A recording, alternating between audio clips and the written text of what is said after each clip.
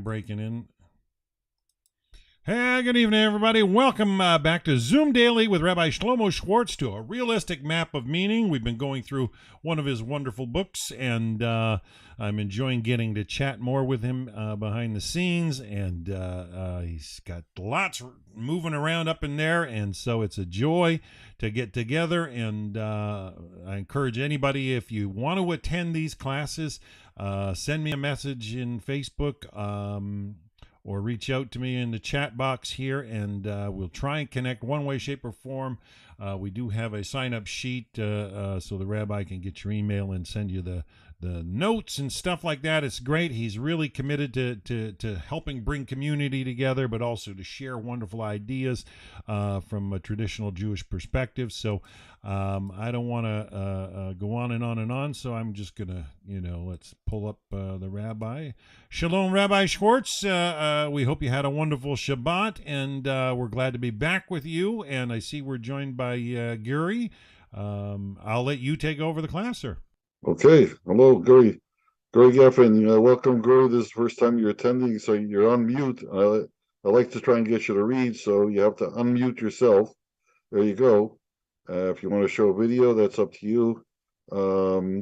But that's good. So I'm going to share the screen now and take it to over here. And I'd like to start off with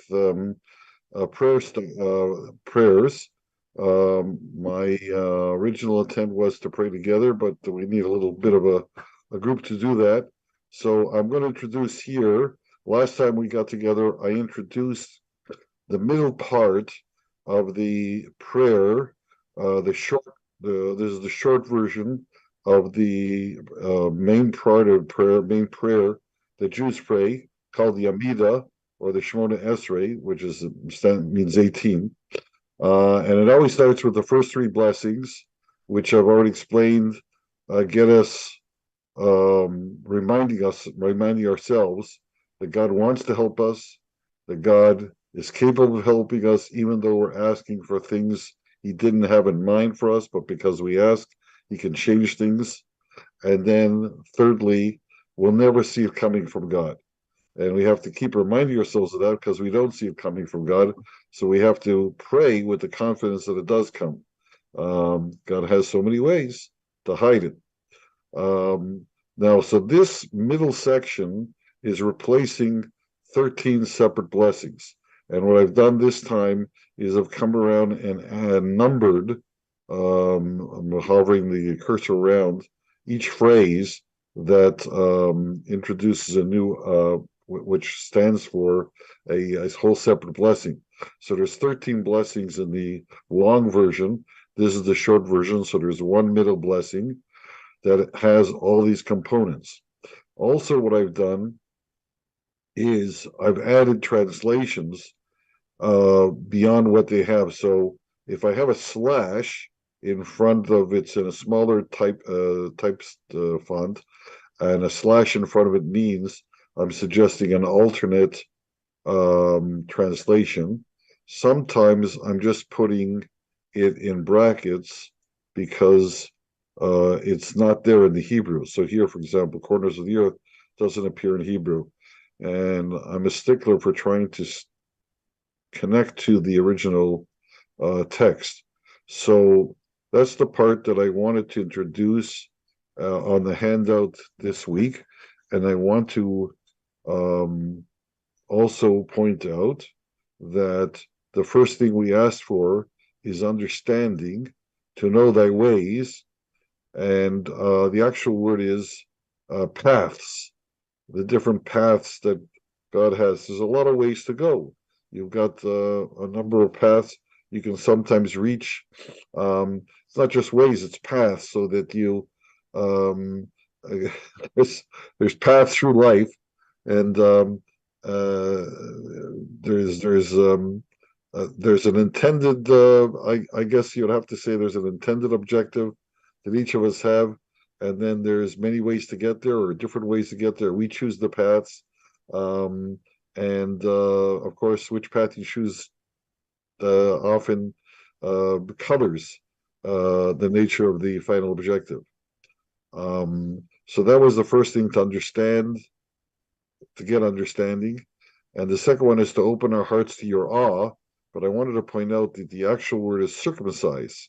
We hear the Hebrew mol is the word mila, which is circumcise our hearts.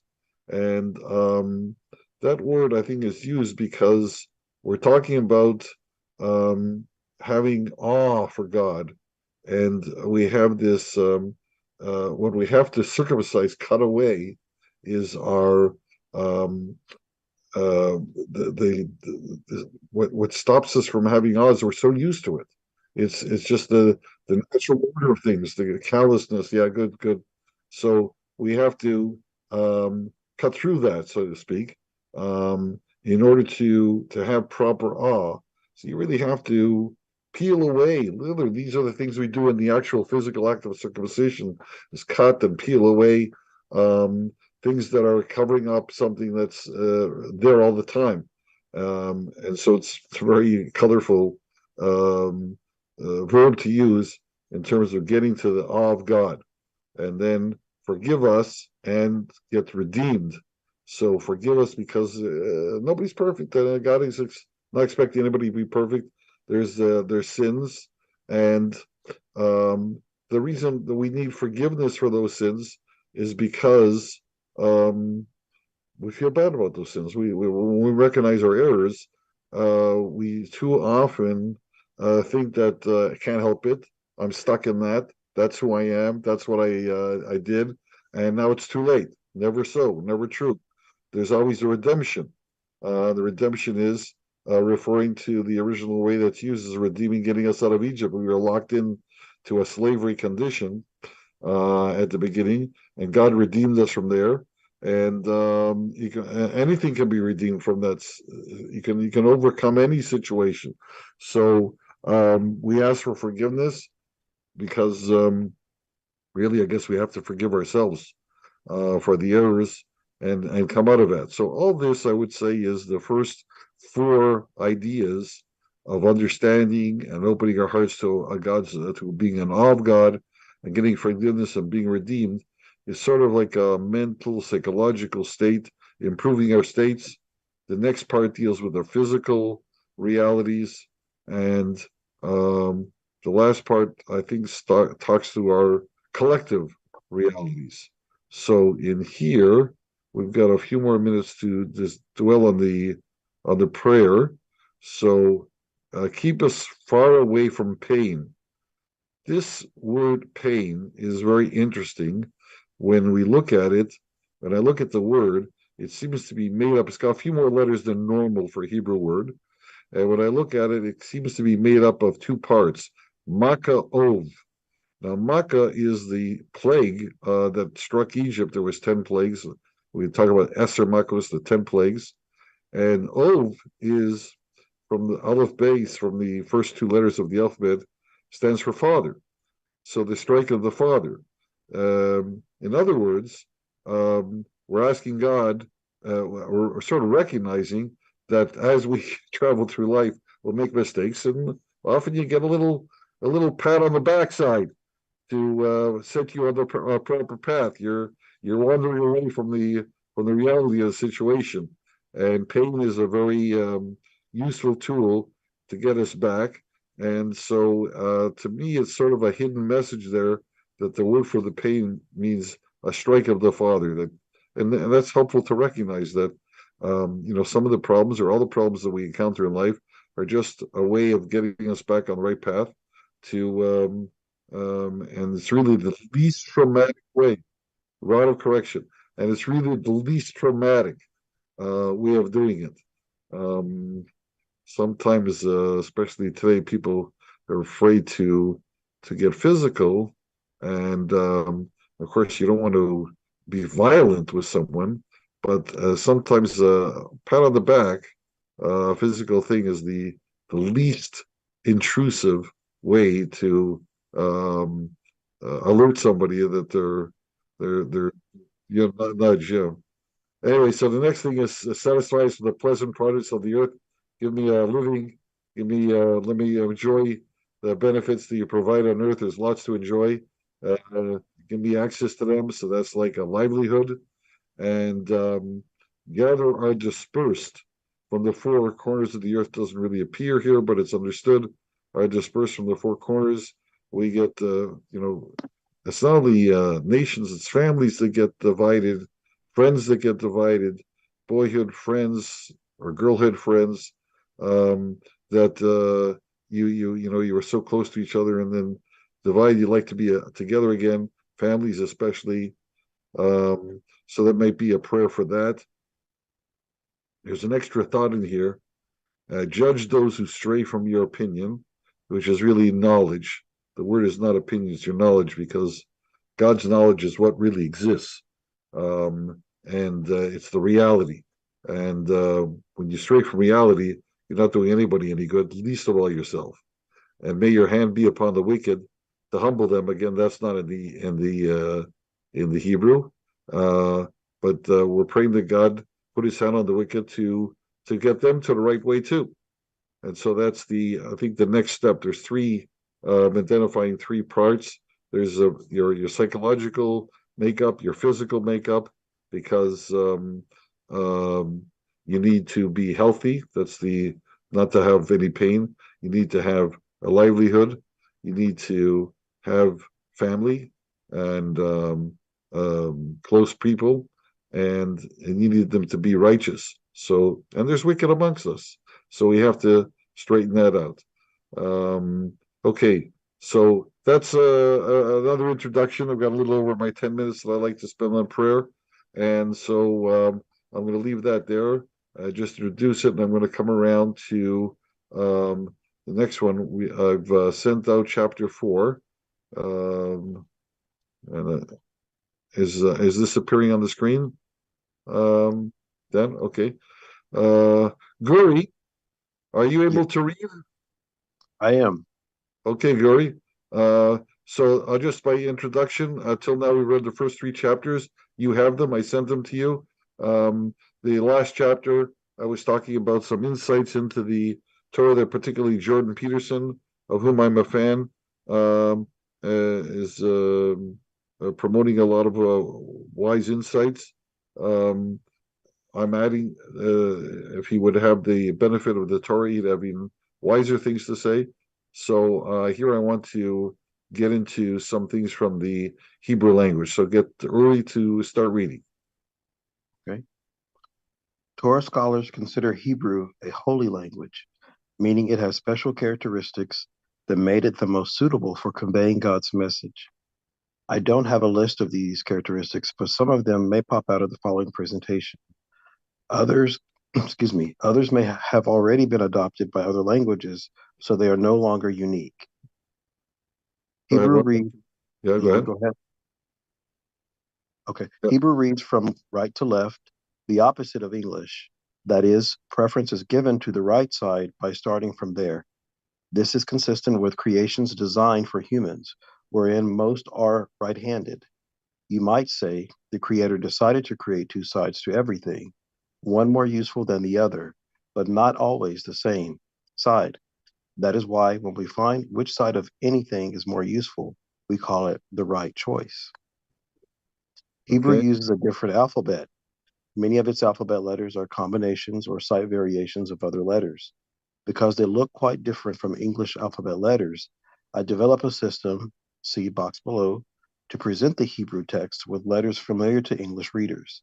I did this especially to explore the Hebrew name of God, normally spelled Elohim, a spelling that captures the pronunciation, but not the full meaning. Okay, so I'm going to break in here, and instead of reading this box because it gets a little technical, and I think the examples will bring it up better. But basically, I'm going to be replicating using English characters instead of the Hebrew ones, because you'll recognize them for the sound. But then that's all in uppercase. So all the uppercase letters are standing for Hebrew letters, except that when over here where I'm hovering, SH is underlined because that's one Hebrew letter. So I bring it together. We don't have an English letter that has the sound of sh. So that's why it's underlined. And the small characters, the lowercase characters, those are vowels or sounds that I inserted to get it right. And so let's get Dan to read a little bit. All right. I have to turn on my mic and camera. Okay. Revelation from the Holy Names. The first three Hebrew words in the Torah, Breshith, Bara, Elohim, are usually translated as in the beginning God created. The first word alone, Breshith, does mean in the beginning. However, the next word, Bara, means created. And the last word, Elohim, normally spelled Elohim in English, is one of Hashem's names. Accordingly, the two together do not result in the proper English of God created, but rather created God. That makes it sound like Yoda speaking in Star Wars. Why the strange syntax? In Torah, Hebrew, the verb often comes before the subject, not to sound like Yoda, but to teach us that behavior described by verbs is more important than things described by nouns. This difference from English was pointed out to me by Ron Williams, my non-Jewish professor of Hebrew 101 at the University of Toronto. He pointed out that the culture behind the English language values materialism more than behavior, and so puts first the subject noun, the material thing. In contrast, the values promoted by the Torah are proper behaviors, and behaviors are described by verbs. So verbs appear first. Ironically, I now learn from Jordan Peterson, another professor from the same university, but whose tenure was long after Williams retired. I think Peterson would have loved that insight that the Torah is concerned with how we act rather than what we have. Okay. It was a little different than what I was showing on the screen. You were reading the latest version I sent out. So if anybody was following and there was some discrepancy there, that's why. I thought I had downloaded it. I'll get that corrected for next time. Okay. So let's go back to Guri. The third word in the Torah. Guri, feel free to jump in if you have any questions at any time. I forgot to say that. Okay. All right. The third word in the Torah, Elohim, is one of God's 7 holy names. Holy in the sense that, once written, they may not be erased. Only 4 of the 7 appear in Genesis. They are Elohim, usually translated as God or Lord, the better choice to be soon discussed. El and Eloah, see below, and Yud He Vav He, eternity, infinity. Right, exactly. The last line is the holiest name because it is the least decipherable. We cannot picture eternity or infinity. Accordingly, we don't even pronounce it, so I haven't given it lowercase vowels. It was only pronounced by Kohanim or priests during temple service. English speakers made out of it Jehovah now often pronounce Yahweh, but neither is the correct pronunciation, which included unwritten vocalizations that have long been forgotten since they were never pronounced outside the temple. It was always meant to convey the impression of something beyond us. Right. Of the 7 holy names, only the Elohim name is used throughout the first story of creation, found in Genesis, first chapter, verses 1 through 2. Chapters 1, chapter 1, verses 1 through 2, and chapter 3. The second Torah story. It's 1:1 to 2:3. Okay. Oh, yeah. I see. Yeah. I'm sorry. Okay. Let's see. The second Torah story, the one about the Garden of Eden, introduces God as Yud He Vav He for the first time, and after that, the 2 names Elohim and Yud He Vav He are usually used together. They are the names most frequently used in the Torah. It is so unusual to find God called only Elohim that we have to ask, what pointed message is the first story hinting to us? Some Christian scholars find an allusion to Trinity in this name. They are right and wrong at the same time. There is a Trinity, but not the Christian kind. Okay, we'll go back to Dan. All right, the 3 names of God come from one. The secret message hinted at by only using Elohim in the first story comes to light with the realization that Elohim is a composite of the other two holy names charted above, El and Eloah. El names the most basic quality of God, a force or power. Shades of quantum mechanics, often it is paired with Elyon to identify the supreme power. It is the shortest holy name of God, consisting of only 2 letters, El. I find it fascinating that the same 2 Hebrew letters, Al, also form 2 other words when pronounced more softly, as either El or Ul. Al, Oh, L or O. This Ul is plural. sounded as El means to Two. when describing the movement of one object to another. Al sounded as Ul means don't. Hmm. To and don't seem to be very different words until they are grouped with the more emphatic pronunciation of ale, meaning a force of power. Then all 3 can be traced to the same basic idea. Pair first al and al, as Sir Isaac Newton observed, a force, ale, can only be observed by the relationship of one object to L, another. That is, the very essence of a force lies in its relational to, hence the same letters expressed in both concepts. Interesting. The next step is to realize that some relationships can be harmful. In that case, the advice would be don't. Oh.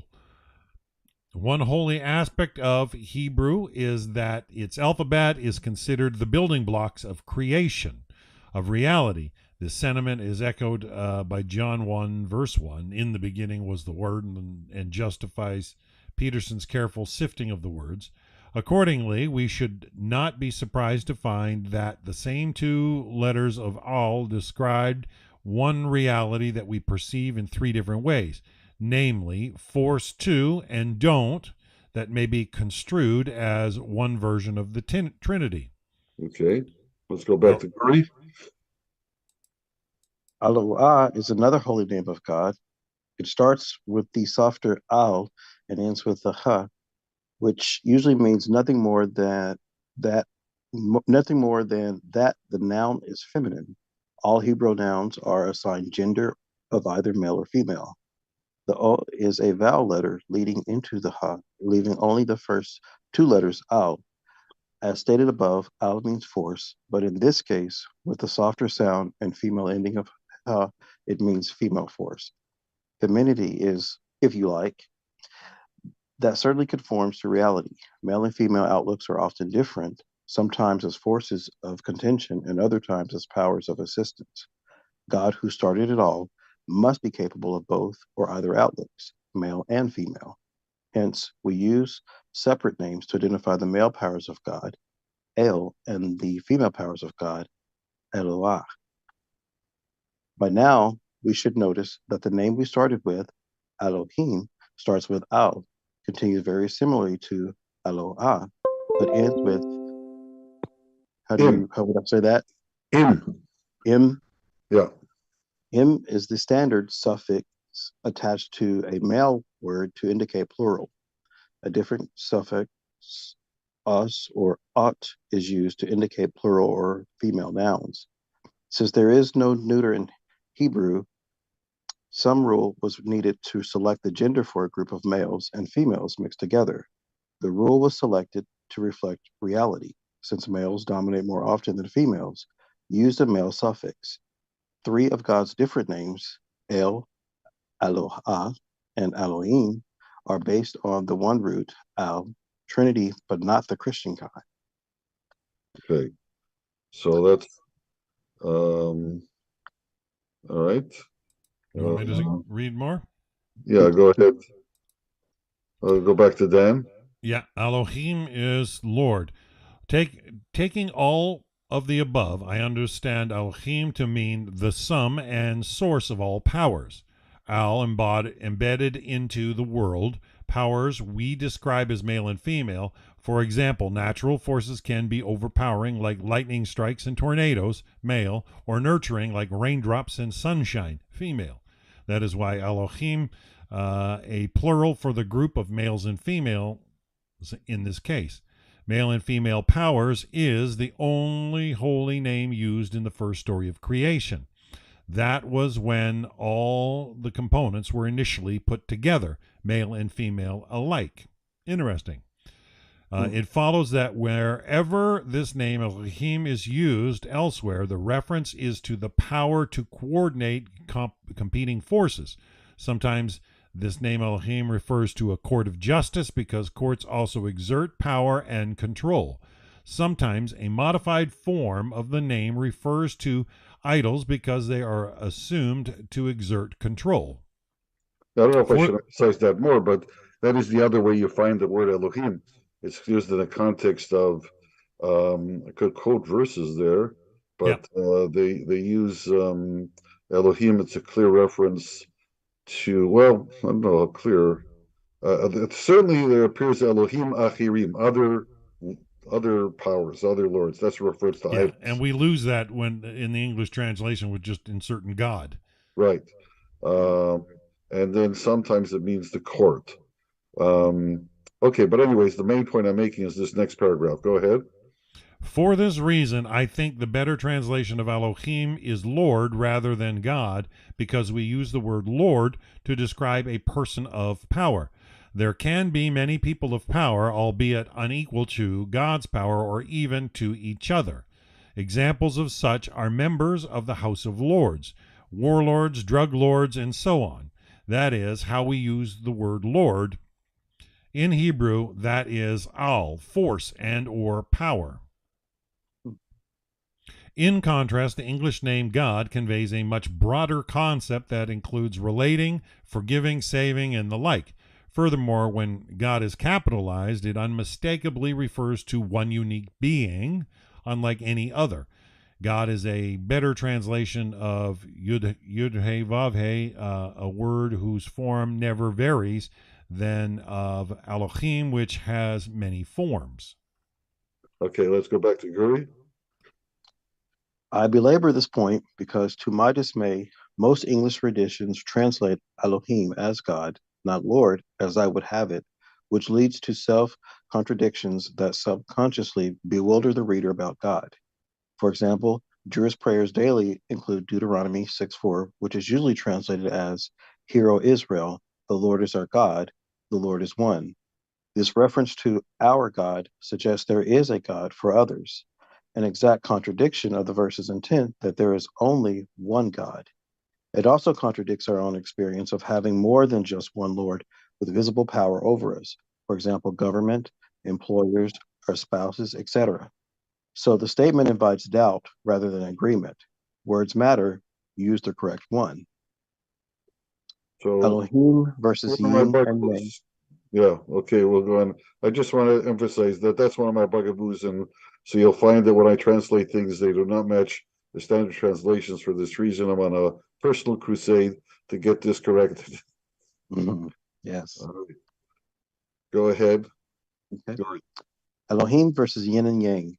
If you're familiar with Far East philosophy, you may want to compare Elohim to yin and yang, which also represent male and female, among other opposites. This comparison is certainly warranted and also uncovers another aspect of reality. Yin and yang describe forces that oppose each other, taking turns at performance, such as bright and dark, sun and moon, and passive and active. These are indeed realities, so it should not surprise us that wise people all over the world discover these opposites and use them to make sense of their world. However, human efforts to make sense of the world are constrained by human limitations. Yin and yang exemplify this limitation by describing the universe as governed by cosmic dualities competing for dominance, or at least independence from the other. The resulting impression is one of cosmic chaos. Shades of Jordan Peterson. Under this impression, what kind of peace can we expect in our own lives? In contrast, Elohim acknowledges the dualities, but explains they are all in harmony and work together under the control of one entity, the Creator God. Torah revelation assures us there is abiding harmony in our world despite the appearance of chaos. Only with such revealed clarity can we confidently seek positive meaning in our lives. Okay, that's that chapter. So, and that's the time we have today. So I think it's a good way to stop. And Excellent. I'm starting to build my case here. When I had to start off with proving God and that kind of thing, and what I found chapter 4 much more enlightening than the first 3. Yeah, I had to set the pace. So I'm not sure who I'm talking to, but here I'm starting to introduce some basic things. So I emphasize maybe read it again, and I appreciate everybody coming on. And I look forward to seeing Guri tomorrow. You'll be able to attend, I hope. I should too. Okay, great, and more that people who have been here before. Well, our Australians are maybe it's a different date. Ronald, yeah, we missed Ronald tonight. Mind you, Okay. it's in the morning or AM in Australia right now. I think he's Yeah. that far. Yeah. Okay. All right. So that's it. Good night, everybody. Thank you. All right. We'll see Thank you you very tomorrow. much, Rabbi Shlomo. So we will be back tomorrow night, same time, with Zoom Daily with Rabbi Shlomo Schwartz to a realistic map of meaning. Have a good evening, everybody. Bye for now. All right. Good night.